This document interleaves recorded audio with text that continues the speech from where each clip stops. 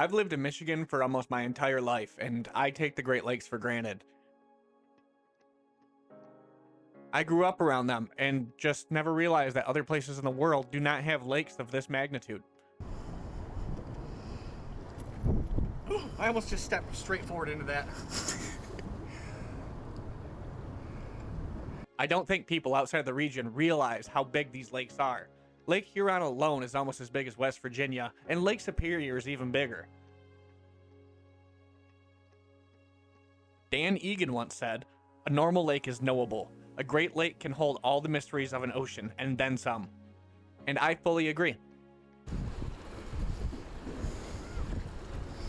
I don't like it. There's something magical about the towns that dot the shorelines of Michigan, each their own little solar system of kitsch and wonder flanked by vast water and deep forest. The locals will always tell you it's a different world out here, and they believe it with every fiber of their being. I finally convinced my buddy Aaron to leave his terrarium and venture along a small portion of the coast of Lake Huron, covering about 80 miles of it and still not even scratching the surface. It always fucks up. Manual focusing. With focus peaking turned off. So what you're saying is you're going to try and be an actual photographer this time? Shut the fuck up, Aaron. Oh my god, there's a bug in my ear. Oh my god, there is a bug in my ear. Rip off some other film stock. Stay tuned for when I try to turn a camera into an infrared. I'm continuing my streak of not liking what I shoot very much, aside from the black and white that I shot at Belle Isle in my last episode. I think I'm just burned out on the southeast Michigan landscape, and my next episode will be filmed further north in Michigan. Changing the scenery will definitely provide some new inspiration for me.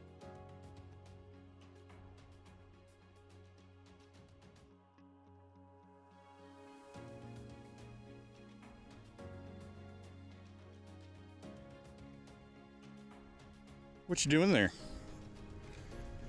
Crime. Shooting through the fence? Through the fence, creating a natural frame, you know. Wow, that's a great idea. Did you do that? How did you think of that? Did you do it?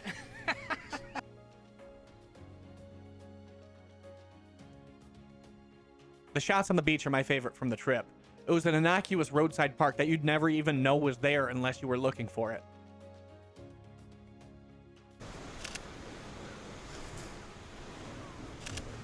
See, what I'm doing here is just spraying and praying.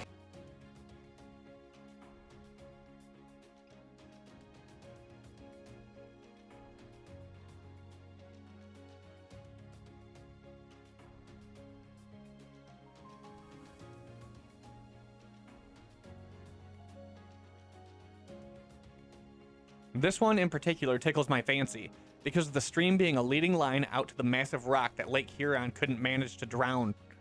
The sky framed against the forest on the right really sells this one for me. When I was younger, we always vacationed at Lake Michigan on the west side of the state, and there are miles of public beaches and massive dunes and state parks to adventure. I was a bit shocked when Lake Huron had mostly private property and some of the rockiest beaches I've seen in Michigan. That's not to say that Lake Huron doesn't have its own unique aesthetic, because it does. You get the shot? Yeah, we'll see. Buy it. Might suck. Buy it though. Support me. I'm poor. It's much more off the beaten path, and as such, there are far less people to cross paths with if you're a bit of an introvert. The coast of Huron that runs along the thumb of Michigan is a bit of a love-hate relationship with me. I love that it's so much more remote and the beaches are gorgeous, but I hate the drive to get there. I know I've shot the thumb before and plan to again next month, but it's such a hard sell for me because it's very, very flat and mostly farmland. Basically, it looks like where I live. We drove along the coast not seeing another car for long stretches of time in either direction. We're out here exploring Wild America like Marty Stauffer did. Like who? What? You've never seen Wild America? I have a buddy that's trying to change my opinion of the thumb of Michigan, and I'm sure we're going to be revisiting that soon.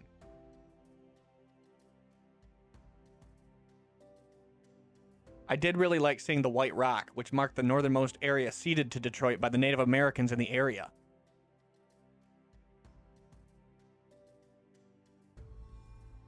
I really wish I'd used my drone to get a good shot of it, but I forgot it at home, like a true professional. I really appreciate Aaron coming on this trip with me and helping out. He's the reason I got into photography to begin with, not to mention that we both know the mental struggle of being involved in such an oversaturated market.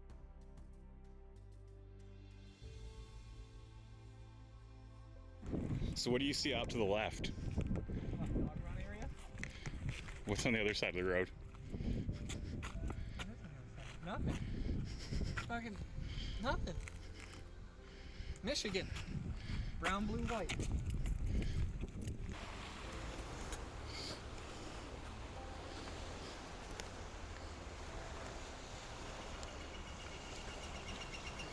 That ain't it, dog. That ain't it? No, I'm fucking fighting for my life over here. Don't shoot this. It's gonna look like shit. Can't find you on What do you want me to do? I want you to go stand out there so I can take a picture of your pretty face. You think you can pull it off? Yeah, maybe. You think you can do it better than me? No, I don't. Damn it! That ruins the setup for the challenge. What was the challenge? Just to see who could do a better portrait. All right, I'm in. Aaron won, I shot like garbage. It didn't take long to take that bait. This is a PG-13 channel now. I've eliminated most of the swearing from my channel. You brought the wrong person. I know. I brought me.